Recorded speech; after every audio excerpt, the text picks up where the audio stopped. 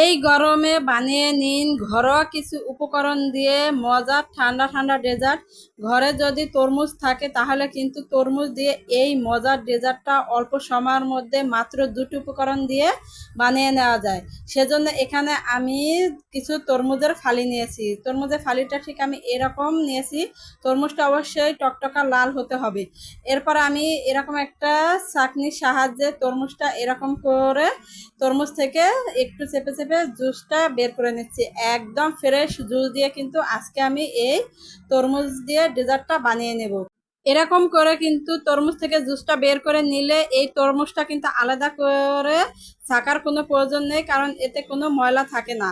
সেজন্য আমার কিন্তু তরমুজের ফ্রেশ জুসটা বের করে নেওয়া হয়ে গেছে। এরপর আমি এতে দিয়ে দিচ্ছি 1 চামচ আগার আগার পাউডার আর 2 চামচের মতো কর্নফ্লাওয়ার দিয়ে ভালো করে মিশিয়ে নিচ্ছি। মিশিয়ে নিয়ে এরপর আমি এটা সরাসরি ফ্রাই প্যানে দিয়ে এখন চুলাটা জ্বালিয়ে এতে আমি 1/3 কাপ পরিমাণ চিনি দিয়ে দিলাম। দিয়ে এখন আমি ভালো করে মিশিয়ে এটাকে আমি জাল করে নিচ্ছি। আমি এটাকে 6 থেকে 7 মিনিট জাল করে নিলে কিন্তু এটা একটু ঘন হয়ে যাবে। যেহেতু কর্নফ্লাওয়ার দিয়েছি তাই এটা কিন্তু অনেকটাই ঘন হয়ে যাবে। ঠিক এই রকম একটু ঘনত্ব হলে চুলা থেকে নামিয়ে এখন আমি এটাকে একটা বলের ভিতর ঢেলে দিচ্ছি।